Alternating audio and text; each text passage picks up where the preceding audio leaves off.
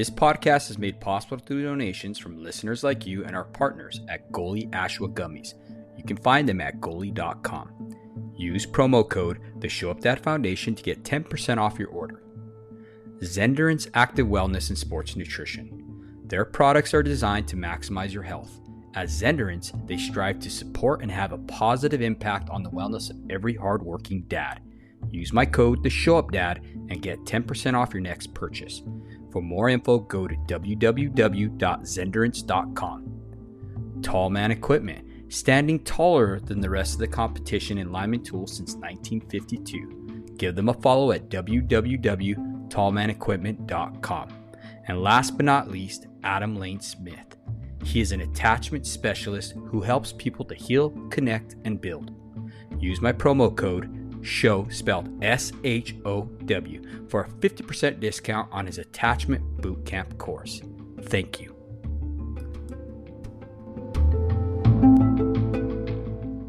Welcome to the Show Up Dad podcast, where our mission is to improve the well-being of children by increasing the proportion of children growing up with an involved, responsible, and committed father. The Show Up Dad Foundation is a 501c3 organization that encourages dads to become more than just a paycheck. Today's my guest is William Fields. He is a journeyman lineman, a father, and a mentor to those around him.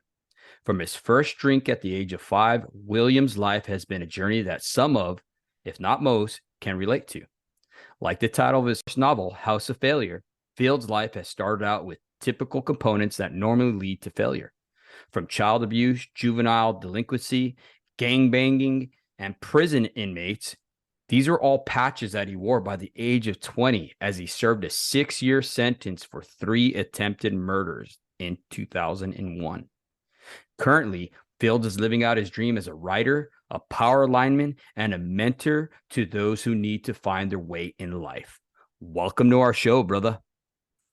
Welcome, man. Thank you. Thank you. Absolutely, man. When I heard your story, I actually had a past guest, Pablo Huerta. He told me about you, and he's like, man, you need to have this guy on there. He has so much input, so much value that he could add to your community.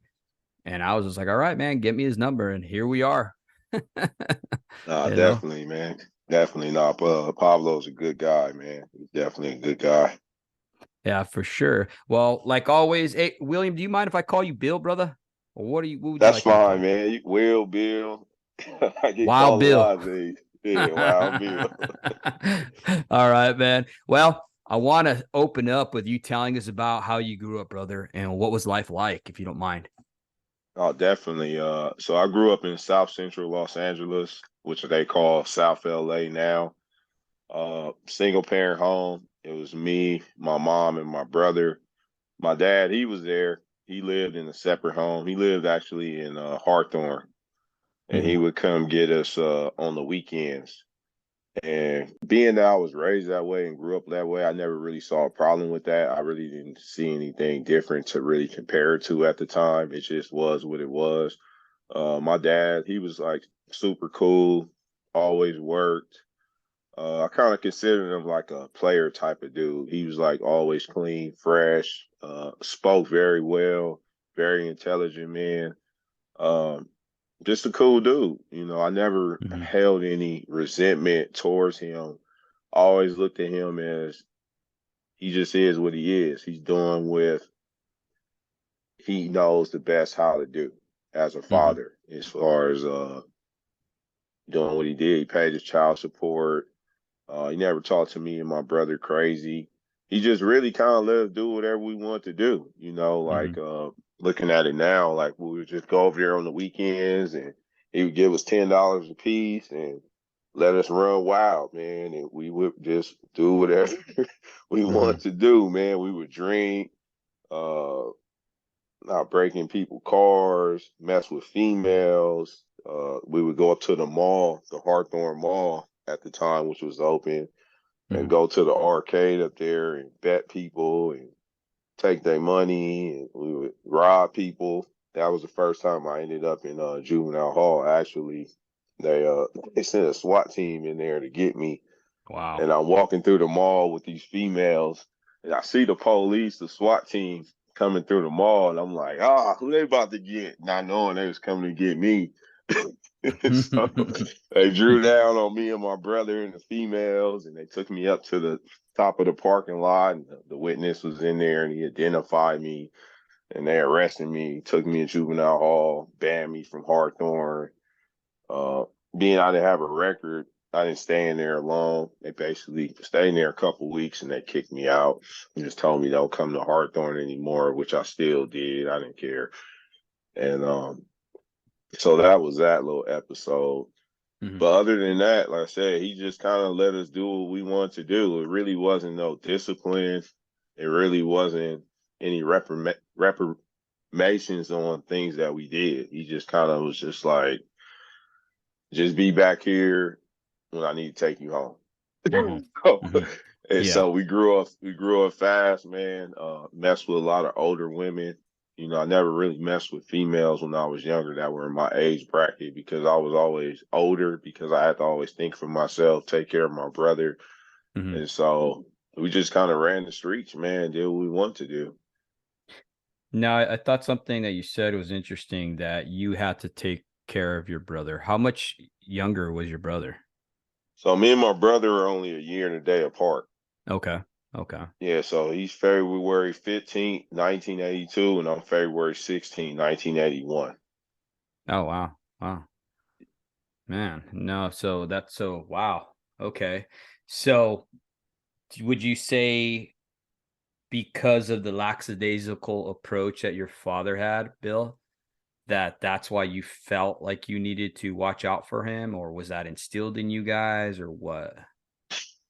I've just always been a leader, man, since I was Okay. a child, man, since I was a baby, man. I just always, since I could Mhm. remember, always want to take the lead. I always was a protector, of other Yeah. kids. I hated bullies.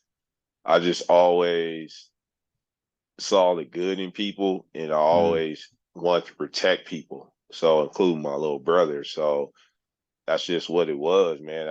I never knew anything different. Yeah. So I just always wanted to just be a role model for him, protect him, make sure he was good. And that's just how it was.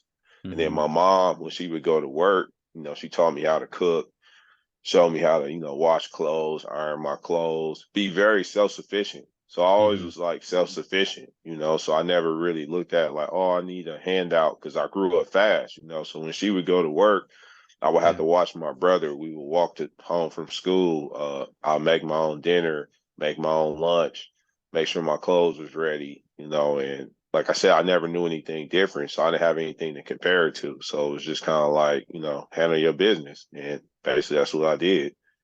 Mm. No, and I see that with like with other people too in this industry that we're in, the line trade, or even with firefighters or police officers, right? They have this deep desire to protect the ones around them. Okay. And I think it's important as fathers that we recognize that in our kids. And if we are able to recognize that when we're paying attention and being intentional with our children, we'll be able to see that. And then we could kind of help them hone those skills, right? Because not everybody can be a police officer. Not everybody can be a firefighter. Not everyone should be a lineman. And that's the Sure. honest truth, right?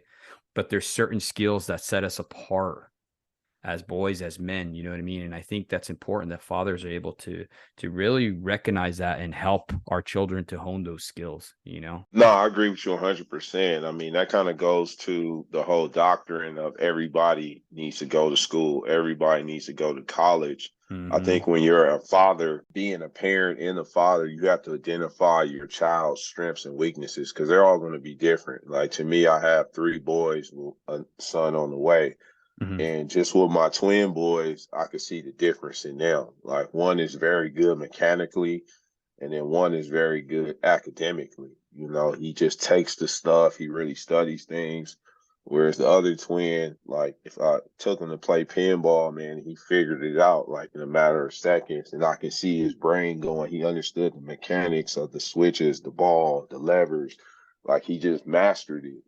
And I Mm-hmm. was like, okay, I see what he really doesn't care for the academics. Like he can do it, but he's kind of like whatever. He gets bored really fast. Whereas the other twin, he'll sit and read, he'll sit and write, he stays within the lines when he's coloring and stuff like that. Where the other twin, he doesn't care. He'll just scribble all over the place.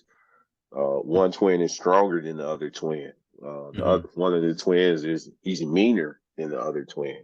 He's Mm-hmm. smaller, but he's a mean dude because he's in jujitsu. And so I watch him when he's Mm-hmm. doing his matches. Man, he's very aggressive. He Mm-hmm. goes out to win. Where the other twin, he really doesn't care, and he's stronger. Yeah. Yeah. It's just identifying their strengths and their weaknesses and then playing towards them. But they're, Mm-hmm. all kids are different. I don't think it's just like one set rule of parenting when it comes to the children. My oldest boy, who will be 14 this year, he's just really into academics. He's just very smart. He's never been a competitive person. Uh-huh. He's just very into the books, man, and that's all he cares about. Mm-hmm. No, it's interesting to see that because you're absolutely right. I had a good friend of mine who one of his kids is the typical I want to be in martial arts, jujitsu, whatever, right? I mean, this kid's really good at wrestling, okay, and grappling. Um, Super crazy, he's the one that's always jumping off stuff, breaking stuff, whatever, right? The other one's real academic, real quiet, well reserved child, right? But that kid is into bull riding. Okay. Now he started off as a mutton buster, which they have these little sheep that they put these little kids on, right? And they put them the little, the little vest, and they put them the helmet, with the protective device and stuff like that for their head, so they don't get injuries. But that little boy, man, the one that's real quiet and reserved, is completely different, right? Night and day. Doesn't pick fights, doesn't do anything like that. But he's got this internal strength about him. Like his brother that likes to grapple, straight up, dude. The first time he ever tried mutton busting or anything like that, fell off, hurt himself, got the wind knocked out of him. He's like, I don't want no part of this. I mean, and you're thinking, Yep. like, what do you mean you like all this stuff, And dude, he's like, that's not for me. I don't want no part of this. Nothing. The other one who is real reserved and stuff, I mean, I seen him separate his arm and everything, falling off, gets back up, barely has a tear in his eye, and wants to go again, dude. We're different people, Yeah. and as parents, you have to understand that. As fathers, you have to Mm-hmm. understand that because I see a lot of fathers, they try to make their children, especially their boys, be stuff they're not.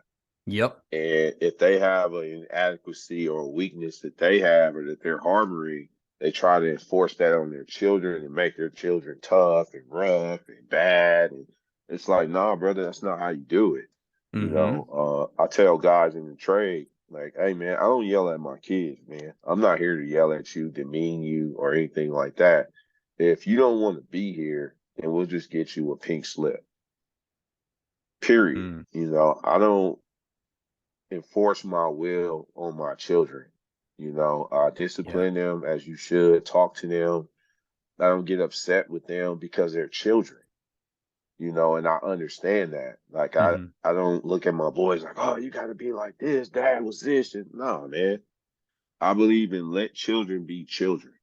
Mm. And that's so much important, man. I love my boys have joy in their heart, that they're happy, that they're silly, that, they don't see my tattoos. Like my oldest son, he didn't realize I had tattoos until he got older, and he was like, "What is that on your body?" Because all he sees is his dad. Yeah. He just never tripped out on it. And I forget that I have them because I'm covered from head to toe, and I forget I have them. And Mm-hmm. my sons, they'll make fun of me like, "You got them numbers all on you, dad," and they'll make fun of me.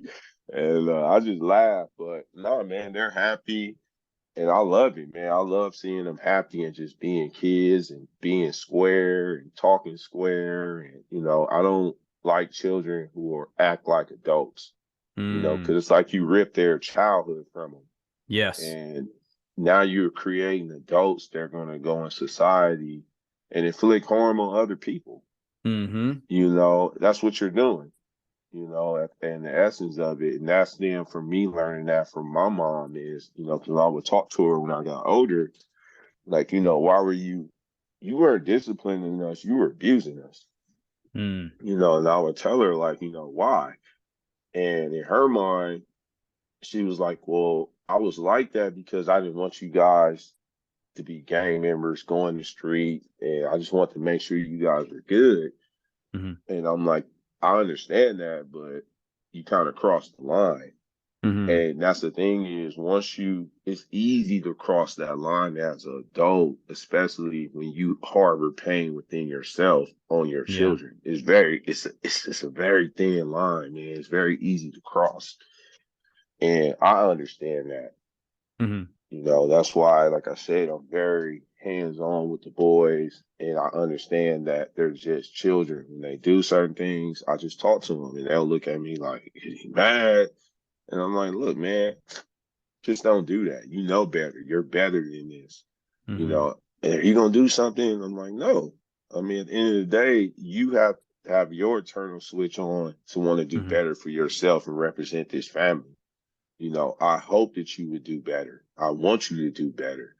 And just the fact that they feel bad, like, dang, man, like he's not even gonna do anything, they Mm-hmm. won't do the behavior again. Yeah. Yeah, no, for sure. And I like that you mentioned too that a lot of times parents, right, when they're overwhelmed or whatever, like for instance, your mom, she was carrying on a role that she was never meant to carry. I mean, that's a role for two people, right? So she, in defense of her, was probably burnt out, bro, or she was doing the best she could.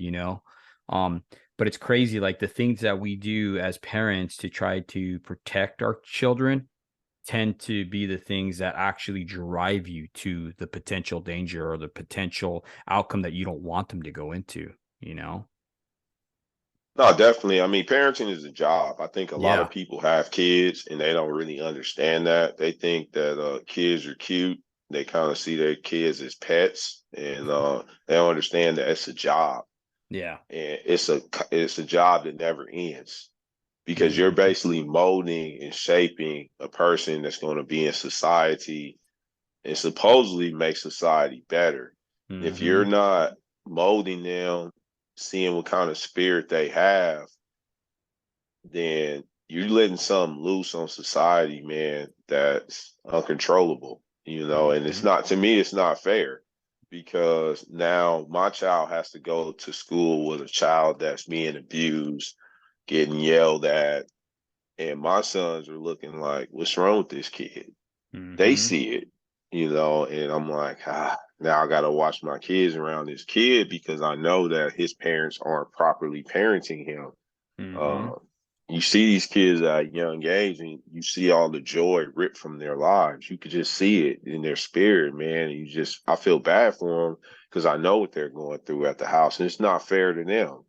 Um, they didn't actually be born, and Hmm. it's not their fault that you, as a parent, life's not going the way that you feel it should go. So you're going to attack an easy, soft target. That's very weak.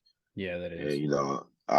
that's I can't stand that, man. Like, I really can't. It's crazy that we talk about this, William, and you're hitting so many great points. But I look at it also as how we relate to people in the field, our apprentices, especially.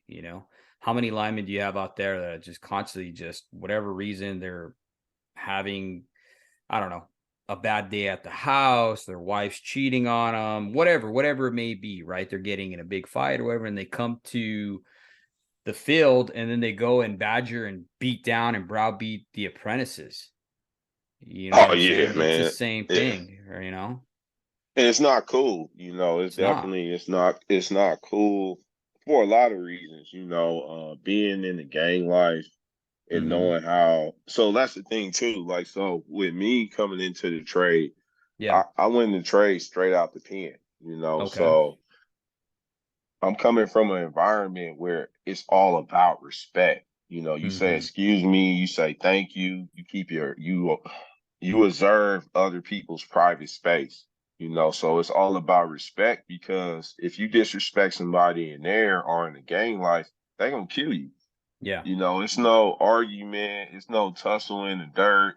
They gonna stab you if they in prison, or hit you upside your head with something, Or if you're on the street, man, they just gonna gun you down and go on about their day. So the level of respect is way up there Mm-hmm. versus in the trade. You know, people talk real crazy to apprentices, and you still gotta realize, man, that's a man.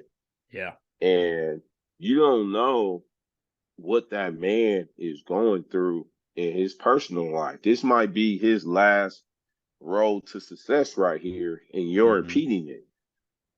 You know, You right? you're impeding it. And yeah, you may feel tough doing it then, but what happens if this dude snaps and comes and shoots the crew up?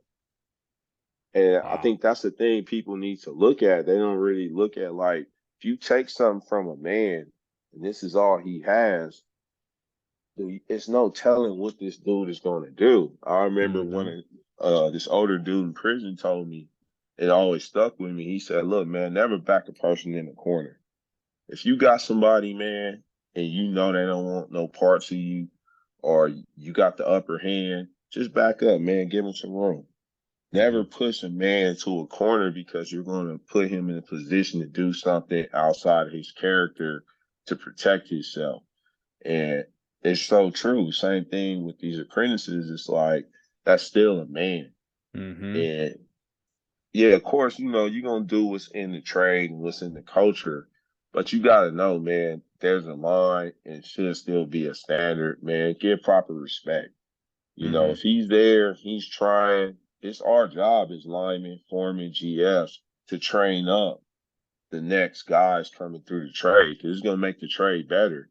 Mm-hmm. When you demean somebody, you have them in fear, or you putting them under peer pressure where they feel like, oh man, I got to drink with these guys, I got to do drugs with these guys to fit in, I got to have tattoos, I got to have a truck. Is you're instilling things in them that have nothing to do with the trade. Mm-hmm. You know, you should be teaching them showing up on time, taking pride in their work, having craftsmanships, having hustle about themselves. But when it's always making that apprentice feel like he's not wanted, Mm-hmm. then he's going to leave your crew, go to another crew with those same attributes, feeling like he wasn't wanted. And now he's Mm-hmm. no help to that crew. And let's just say he does just the bare minimum to get through the trade. Now he tops out and he's useless. And so now you get him on your crew. You thinking it's alignment. You don't know. You in the bucket with this dude, and say he does something crazy that burns himself up in you, all because he didn't get properly trained. And a man's going to do what he needs to do to bring a paycheck home. Yeah. So if he just has to fly under the wing and not really learn, he's going to do that. And he's going to try to figure things out as he goes. But now you're putting my life in danger because Mm-hmm. of this dude came from you and you not properly training him and making him feel like he wasn't wanted, instead of building him up, giving them that confidence to where now he comes to my crew and he's dialed in. Now I can teach him what I know. And then and so forth. Now when he tops out, and he's a good hand, and he had a good apprenticeship. So now when he has apprentices, he's going to treat them well. He's going to build them up. And then this is how we create a positive cycle within the trade versus Mm-hmm. beating them down, abusing them, thinking it's cool, thinking it's funny because somebody did it to you. And that goes back to hurt people hurting. Because I mean, that's Yep. just all you're doing. Like I ran across a lineman during my apprenticeship, and I had to check a couple of them. And I'm like, hey, bro, I don't know who hurt you, but that's not gonna fly with me. And, you know, and it's like, well, you're an apprentice. I said, check this out, man. I'm a man first. Mm-hmm.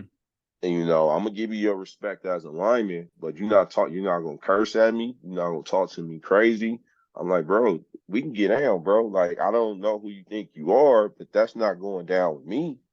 Mm-hmm. You know, if you let somebody talk to you that way, I mean, that's your bad. You know, You right? and you see that with a lot of them. They got treated like a certain way, so in their mind is, I'm gonna do it to somebody now and make myself feel better. And it's like, nah, bro, you never compromise your manhood for anything. You know, Yeah. always stay true to where you can look in the mirror at yourself and be proud of the man you are. Never compromise, bro. It's never that serious, bro. Never compromise. Mm. No, I like that you said that. Never compromise, because it's true. I mean, it starts off in the little things. I've heard it before and I use this term all the time, Will, is how you do anything is how you do everything. Right. True. So if you're compromising in all these little things, when it comes down to the big things, you're going to compromise there as well. Yeah, true. And it even goes as far as cutting corners, with the line trade, not testing. Okay, you got away with it this time. Okay, well, the next time you might get away with it.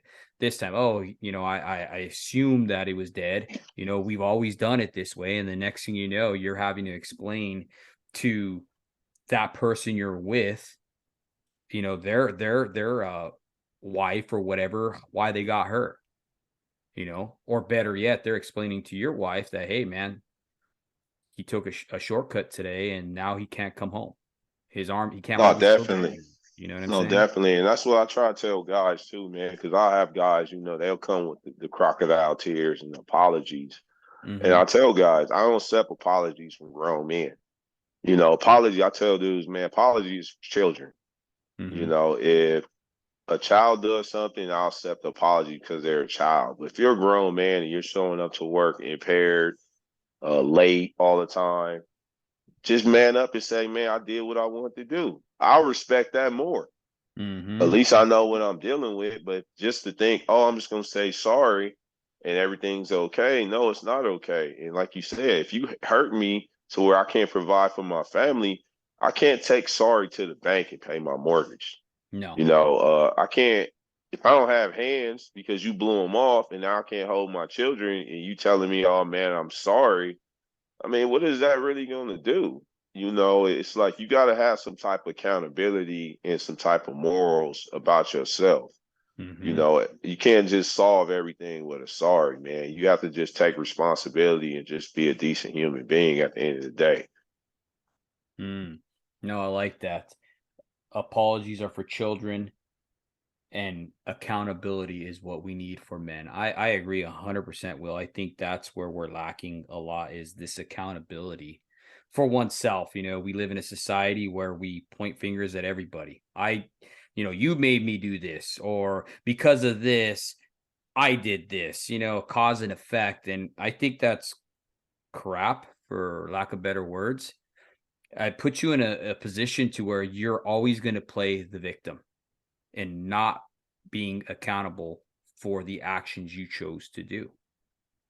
And I think that's where we're at, just in society in general. Just people want to be these victims, right? This victim mindset of blaming everybody else, you know?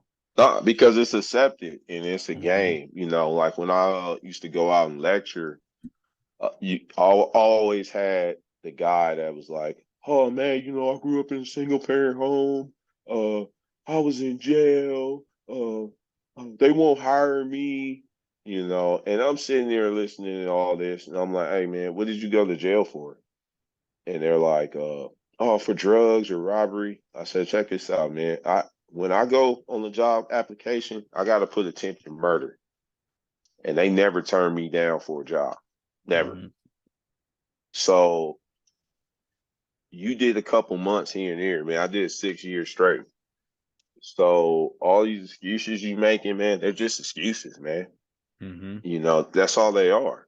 It's like at the end of the day, at a certain point in your life, man, you got to man up and be an adult and go out here and take what you want. And if you can't read because you have a lot of functioning illiterates, you got to look at ways to get to point A, point B. Everything Mm-hmm. doesn't have to be a big, grand celebration or, oh, I got to do this. And if I can't do that, then I can't do it. No, you take small steps. When Mm-hmm. I was in prison, like I said, I went to school, I graduated, but I never took school serious. I never wanted to be in school. I hated going to school. Mm-hmm. But once I was incarcerated and I had time to reflect on my life, I and I started pinpointing my failures, I Mm-hmm. started saying, man, I started failing when I started giving up. Once I started, things would get hard, I would quit. I would either quit physically or I would just shut down mentally. Anytime it was a challenge or something wasn't going my way, I would quit. And Mm-hmm. that's where I started writing in prison. I taught myself how to write again, how to write paragraphs, how to do math, how to do algebra. I'd be in the shoe doing algebra with my homie. And I said, I'm going to re-educate myself all over again and tear down all these walls and just make new foundations and things to live by. Because I used to box when I was in the ninth grade. Mm-hmm. And I remember I hated it because it was hard. Made me a good fighter, but just the training and the running and all this stuff after school, I just was like, I don't want to do it, you know. Yeah. And that's something I always regretted because I think I could have went really far with it. And I think that was like the catalyst of basically the downfall of my life, man. Once I quit, then I just started doing little quits here and there, just started getting easier and easier and easier for me to Mm-hmm. quit whenever it got hard. And once I realized that, I'm like, man, I'm not quitting no more. Whatever I start, I'm going to finish. I don't Mm-hmm. care what it is. If it's a book and I don't like it, I'm going to finish it. Right. So once I started doing that, it made everything else easy, Mm-hmm. because I always knew I'm never going to quit. Anything I start, I'm going to finish it. I'm going to see it through. Mm-hmm. When I got out, my uncle, he was the one that told me to get into the trade. And that's how I ended up at LA Trade Tech. Mm-hmm. But during that time, I was dating this doctor and I started doing the lectures and things like that. And I remember I was at USC and they took me to dinner. The dean of the school took me to dinner with the other professors. And they were like, hey, man, we want you to come here. We'll help you with a scholarship. We want you in the social work department. We really like you. And I told them no. And I said, I'm going to LA Trade Tech to be a lineman. Mm-hmm. And they're like, well, what is that? Right. And I told them because, that was me and my uncle's plan. And I was Mm-hmm. already there. I'm like, I'm not going to quit something I already started. And Yeah. I remember the doctor, she lost her mind because she was like, you told them no? And I'm like, yeah. And she was like, I wanted to go there my whole life and they offered you a scholarship. You turned it down. And I'm just looking at her like, so? That's your life, not mine, man. Yes. I was just like, so?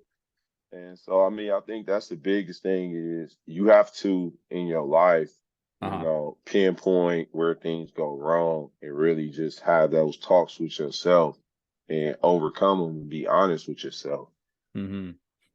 No, I agree with you 100% there, Will. It sounds like you had to overcome all these great odds, right? And I know we haven't even really touched the surface of everything you've been through.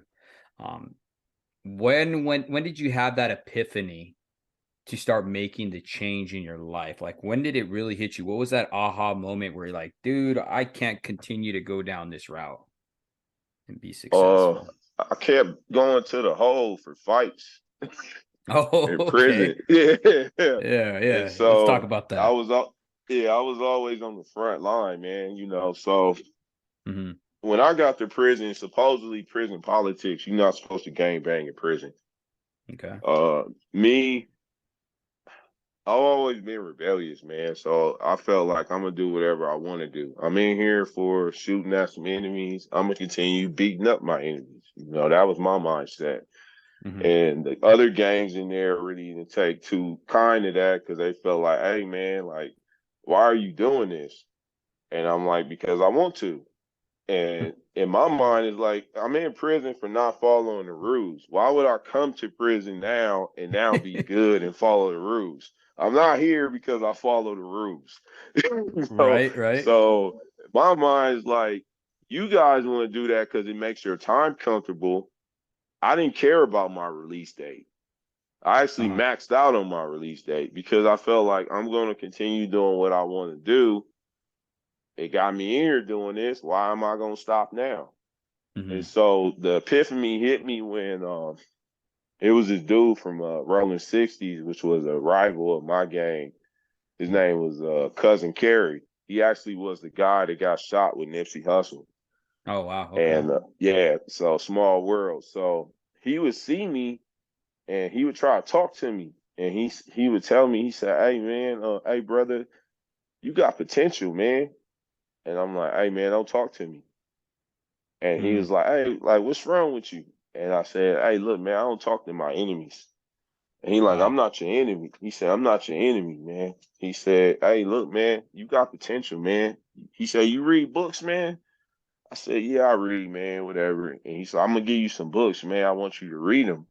And so he gave me some books. Mm-hmm. And I think the first book he gave me was From Niggas to Gods, part one Mm. and two. And I remember I took it up there and it had like it's like a Ku Klux Klan member and he's got Blood and the Crip and as puppets. Wow. Damn. So yeah, so the Powerful cover reading looks right cool. there.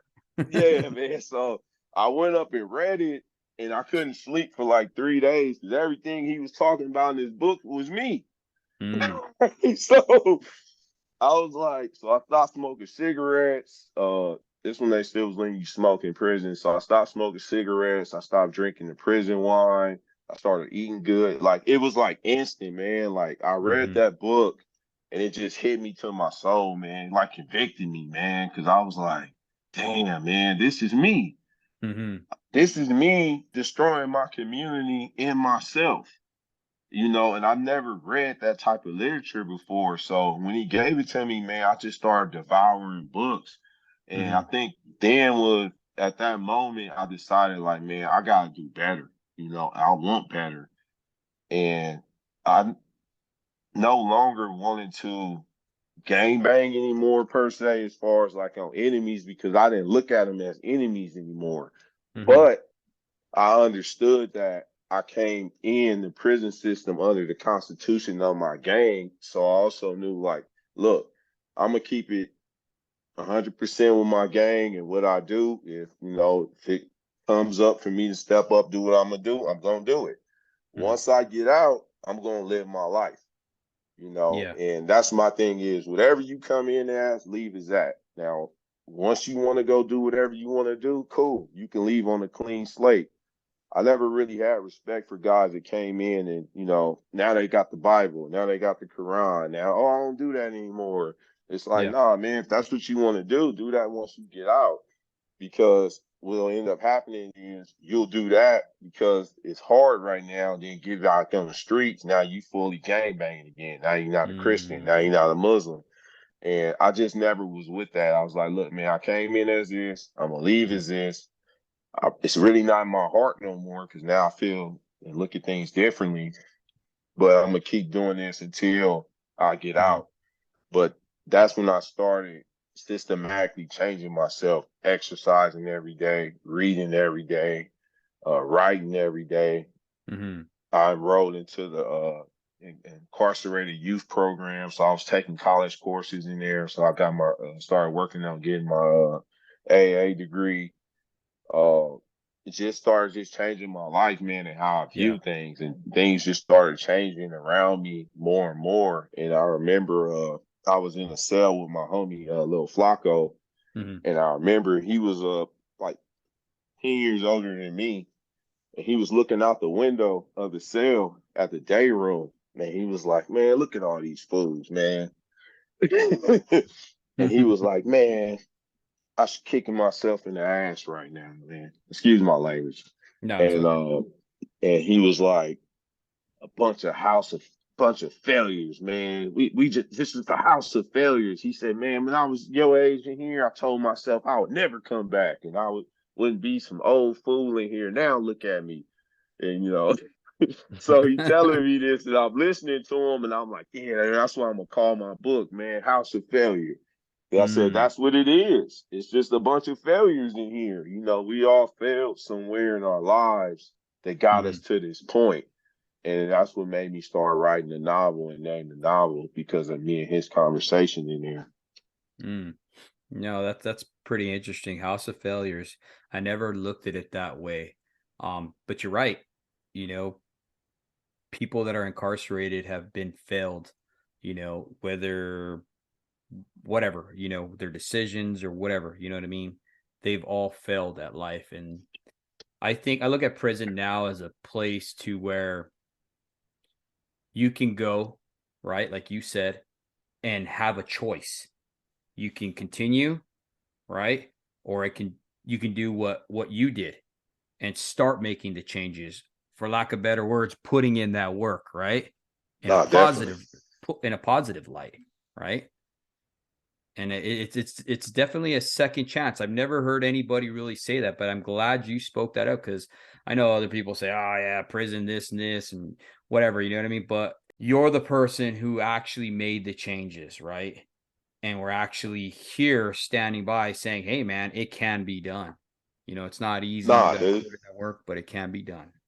it was the best thing for me. I Hmm. needed a break from the street, man, because I was just a menace, man. I really Hmm. was, man. I really, whatever I do, I'm gonna do it 100%. I Yeah. just always been that way. So when I was gang banging, man, I wanted to be the best gang banger. I wanted to be the top dude, and I went and put all my energy into that. So Hmm. as I was making that transition in prison, that was my thing is like, look, what happened if I take this energy and put it towards good? The Hmm. same energy I put in the game banging, let me put this in the building and making a better version of myself. And that's Hmm. what I did. And I was unstoppable, once I got out because I put all that energy into myself and I was just focused like a laser. And another thing too that made me change was you start seeing the illusion of the gang culture. It's just the illusion, man. Nobody really believes in it. Hmm. You got dudes who snitch, you got dudes who, like I said, super game banger on the street. Then they playing basketball with their enemies, playing chess with them. In there real friendly, but they in there getting tattoos. They in there talking all this tough talk, but you Hmm. in here super nice, not finna tear a wing off a butterfly. And that was the thing that was pissing me off too, because it was some of my homies that was in there, and they was nice. Hmm. And here I am going to the whole shoe, doing this, doing that, always on the front line. And I was just like, man, none of this is real. And Hmm. like, what are you doing this for? And you got to live for yourself. That's Hmm. basically what it boils down to. So once that switch was clicked on, man, I just never looked back. So it's almost like you had to have that veil pulled away from your eyes to see the truth, right? Because I had another past guest, um, Chris Peranto. He was a survivor of Benghazi. He's an Army Ranger.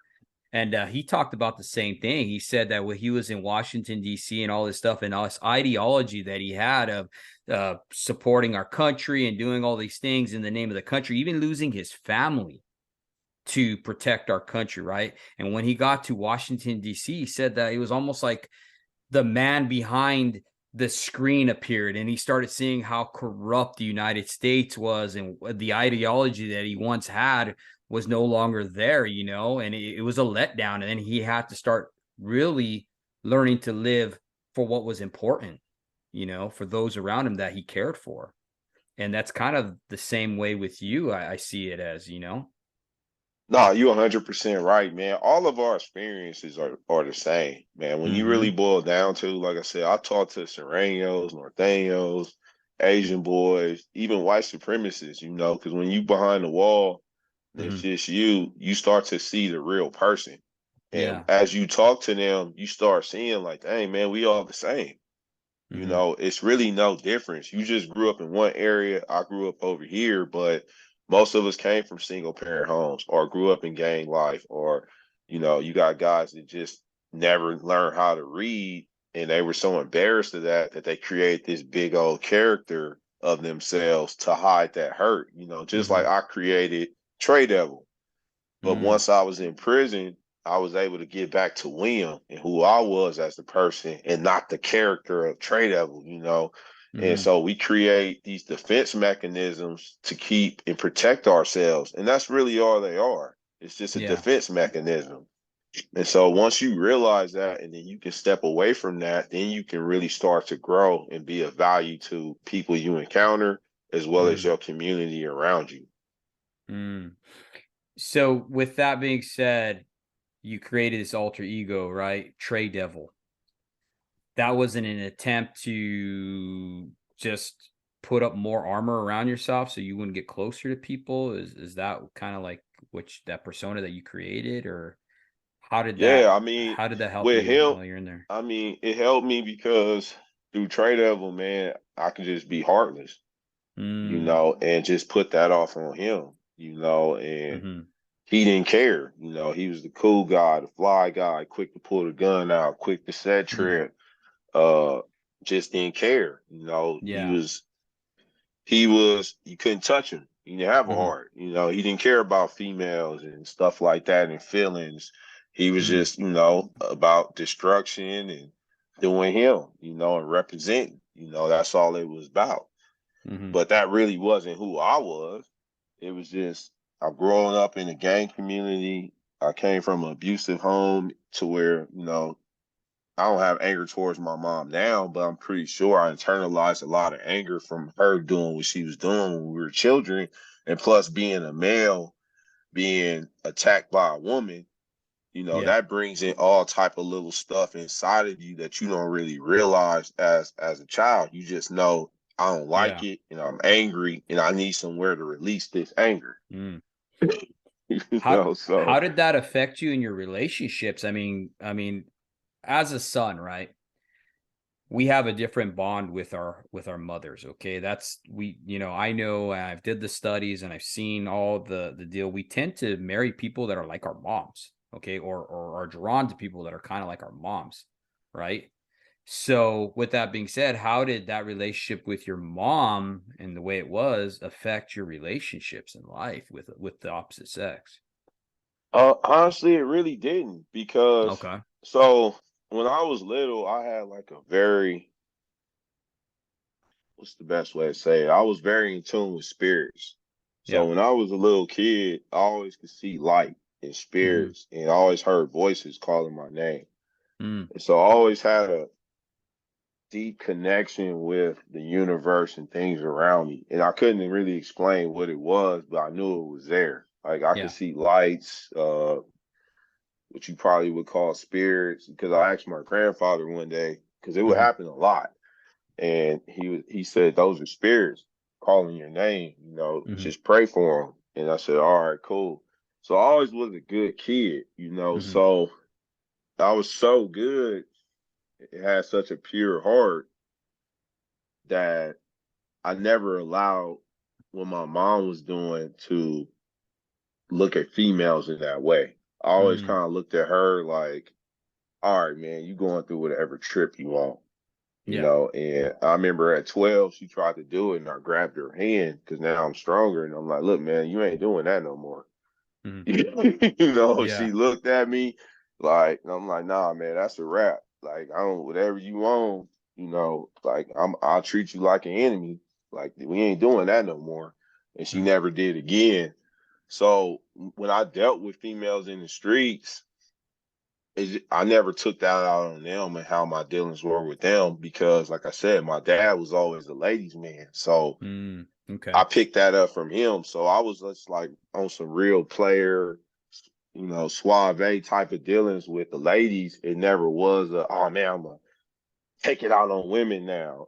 Yeah. I never had that in me. I know some guys probably do, but Mm-hmm. I never like looked at females in that way. I always like being around females, chilling with them. Uh, and I was more like a player as far as with the ladies, you know what I'm Mm-hmm. saying, when I was out before I went to prison. Now, when I was incarcerated, I had time to really analyze myself. And that's when I knew I didn't want to get out and be with a bunch of women Mm-hmm. because I Mm-hmm. started to understand that certain women that I slept, because I slept with a lot of women when I was out. Yeah. And I realized that a piece of my spirit was going with them, and I was taking on different spirits and entities as well when I was sleeping with all these women. Yep. Because there'd be some time where I slept with a woman and I felt a certain type of way. Like, man, I don't feel the same. Mm-hmm. And after further study, I started realizing, man, I'm taking on all type of different spirits on whatever she slept Mm-hmm. with. If she was molested or raped, I'm taking on these spirits and these energies. Yep. And I told myself, like, I'm not going to do that when I get out. I no longer looked at that as something cool or badge of honor. In fact, I kind of looked at it like, hey, man, you kind of, Mm-hmm. messed up your stock. And that's what I tell my homies when they're in the pen. I said, look, man, you like a virgin. Mm-hmm. When you get out, man, choose wisely who you gonna deal with, man. Just start off fresh, because a lot of Mm-hmm. guys they think because they've been incarcerated, like, oh, when I get out, I'm smashing everything on sight. Mm-hmm. And it's Mm-hmm. like, nah, man, why? Like, why? Right. because that's what they've been taught, Mm-hmm. that makes you a man, and really it doesn't. It's actually gonna hurt you as a man, because you're gonna be desensitized to certain things, and you're Mm-hmm. always gonna be comparing your best experiences to whatever female you with now.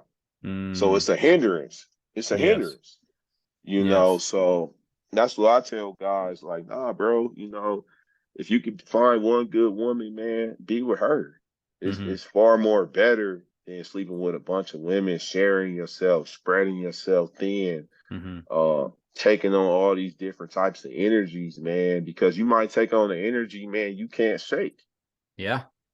Yeah. No, for real, It's man. And just to add up what you're saying, we call those in the spiritual realm soul ties. Every time you sleep with a person, the Bible calls it to become one flesh, right?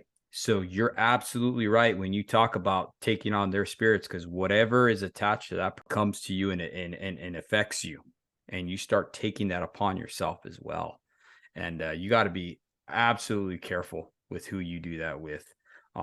Another one too that I always tell men is pornography, right? We have this research conducted by Covenant Eyes that shows that 1 in 5 mobile web searches is for pornography, and when you watch pornography, it's like injecting poison into your soul. It has the ability to kind of rewire your thinking, and it sends this flood of hormones to your memory receptors in the brain, and it preaches that lie that the images on the screen are what sexual satisfaction looks like. So you no longer look at the person you're with as a human being, right? You're true. desensitized. It's like what Hitler did with the his soldiers, right? He continuously showed them these violent video imageries. David Gossman talks about it in his book on killing, how that's how they rewired the brains of these people to be able to do the atrocities, right? Because they no longer looked at human beings as human beings, and they're able to carry out these atrocities. And that's kind of what porn does to you, you know? No, and also in gang culture, Yeah. like with rap music, because I Yes. I found myself, I did that to myself. I Mm-hmm. listened to, when I was in the streets, I listened to very violent music, Yep. and I could literally feel the demon possessing me. Mm-hmm. And before I would go on a mission, because I would always go sober, I would have that music playing, Mm-hmm. and I could just feel it coursing through my veins. And I tell people all the time, I can relate to racism and white supremacies and how people feel, because us in the black community, we do that as well by Mm-hmm. referring to another black man as the N word, because you're no longer looking at him as a human being. You're Mm-hmm. looking, or, a crip or blood, using the disrespectful terms for them. You're not looking at them as human beings. You're looking at them as those the whoopty whoops. And then you're Mm-hmm. reinforcing it with the music the same way you said, as far as what Hitler was doing. I realized it then, Mm-hmm. and that's why I got away from listening to that music for years when I Mm-hmm. first got out, because I realized what it was doing to my mentality and how I Mm-hmm. looked at other human beings. It took it away. I just looked Mm-hmm. at them as a target, and it was easy for me to do what I needed to do and not feel nothing about it, because I'm like, they're not human. Mm-hmm. you No, know. So you're absolutely right. We have our eye gates, what we watch, and then we have our ear gates that we need to protect as well. Because just like seeing, it's the same thing with hearing, and let's take that a step forward. If you're constantly listening to gossip, that's one of the number one things, especially in our industry. Everybody's always gossiping about yeah, this guy or whatever, you know what I mean? Whether it yep. is to put that person down so you can look better because you aren't confident in yourself or whatever it may be, you know what I mean? Gossip. And when you're listening to that, you're going to start looking at that person through a different lens as well, you know? Oh, definitely, man. That's crazy you said that, because on my channel, that's one of the things I asked the guys, what do you consider a hand? Mm-hmm. And my boy that I went to school with, Patterson, he said, I consider a hand on what I see, because if I go by what somebody else says, it may not be true. Mm-hmm. That could be coming based off of however that person was feeling that day, on if they Mm-hmm. determine somebody a hand or not. And I was like, man, that's so true. You just never know. And I'm the same way, dude. I don't like hearing anything bad about anybody. Hmm. I want to see my relationship with you and what I see you from a clean Yes. slate, and then I'll make my determination from there. One. Because people lie. Hmm. No, they do. They absolutely do. One of the best leaders I've ever seen, and he was kind of like my line daddy. Okay. This guy had the ability to take all the hands that no one wanted. Okay. So when he was pushing on these big crews, like these big jobs that we had, right? These hard money jobs, he would be like, all right, that guy, you don't like him. No, he's getting passed around. He's the one who's always crew shifting. Give him to me. I'll take him. He would take all these dregs, right? And I mean, that's the wrong way to put it, but I mean, that's how everybody Yeah, looked at these persons, right? He would take them and he would find out what their strength was. That was his ability as a leader. And dude, if it was just digging holes, by golly, that dude would get on a high pressure digger and he would tell him, go dig. yeah. And next thing you know, this guy, we're ahead of everybody because they're digging all these holes. We're setting poles. We're setting 21H structures a day. You know what I mean? All this different stuff. And it was because he saw the value in the person. He didn't just listen to what this guy say, oh, he's unteachable, whatever. He's like, you know what? I'll bring him here. I'll see what his strengths are. I'll recognize his strengths and I'll go with that and run with it. And to me, that's a leader. And that's what we need to do in our homes. That's what we need to do in our industry. That's what we need to do in the United States as a whole, dude, is be able to see the strengths that other people have and go with it. Definitely, definitely, definitely. Now, with that being said, brother, I appreciate you coming on, Will. I want to give you an opportunity now to be able to talk about your book or how they can get a hold of it, or how, if anybody has any questions, how to get a hold of you, brother, if you don't mind. No, definitely. I have a YouTube channel called Will's Will. That's Mm-hmm. WILLS_WHEEL, where I'm starting to interview guys in different trades Mm-hmm. to basically spread the word that it's cool to have a job, man. It's cool to have Mm-hmm. a job. It's cool to be a father. It's just cool to be a decent person. That's why I Yes. started the channel, and to give knowledge, man, give information, give back. Mm-hmm. So often we get the knowledge and we don't share it. Mm-hmm. And it's young men out here who are thirsting, man, for knowledge or direction, and guys make it and we don't never give it back, Mm-hmm. and always that's my biggest thing is I never want to turn my back or my eye on somebody that's looking for help. And you could be Mm-hmm. that one change to shift that person's whole life just by listening to them, just by saying, taking the time to say, hey man, what's going on with you, man? How you doing? What you trying to do? Yeah. And that's how I end up getting guys in the trade, just letting there, talking to them, listening to them. And I see, hey man, you a strong dude, man. I think you'll do good in this industry. I think you can bring value to this industry. And as far as my book, you can go through Will's Will. If they go to the channel and all that information is there, they could Okay. drop a comment and then I'll respond back. But yeah, I have House of Failure, Escape from Failure, and I also wrote a book called Even Superheroes Need Help Sometimes. Mm. Just it kind of goes through some of my experiences and how I overcame them. That way, it's just a little pocket book. That way, if somebody is going through something, they can read that, kind of help them out, navigate through certain situations, especially transitioning from prison and gang life. So I Yeah, for just try to sure. be like an outlet for guys that are transitioning, just to help them and let them know, like, nah, man, there are careers out here. You don't just Mm-hmm. have to go be a security guard. You don't have to just go get the minimum job. You can still come out here and get success, and live the life that you deserve. Mm-hmm. It's out here. Put in the work, and I'll help you. Or I'll put you with guys that can help you.